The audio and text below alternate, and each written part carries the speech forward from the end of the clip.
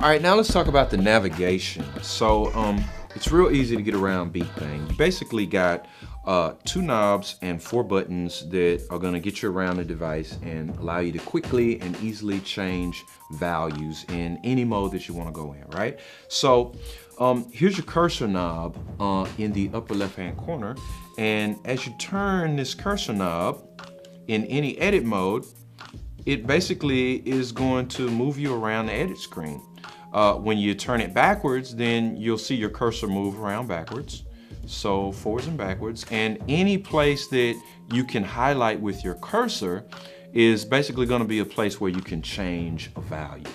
And when you want to change a value, then you can just grab your data knob and change that value. See how I'm changing my track here by just changing the data knob.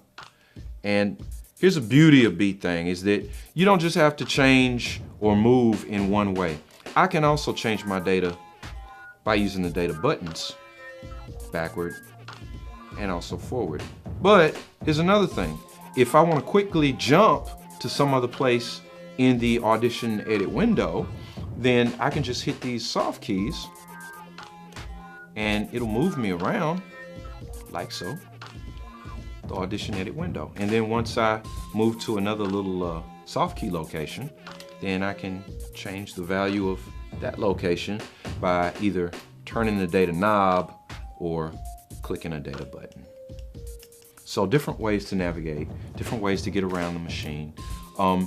Here's a tip.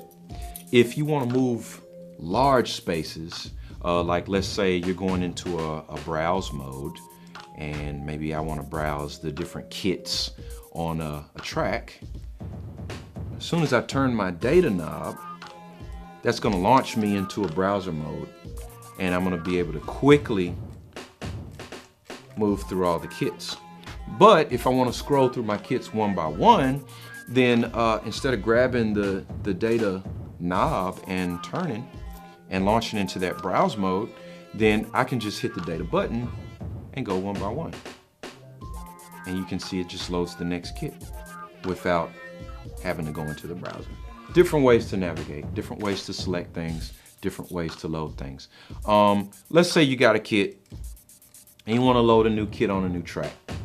You know, I'm using my data knob to scroll around the browser. Notice that I have a load soft key now. So I can either load that new kit using the soft key, or there's a third function to the little data section. If I press down on that data knob, notice it has the same effect. It has an enter effect, or the same thing basically as the load soft key would do. So different ways to get around, different ways to access data on your Beatmaking, and different ways to navigate.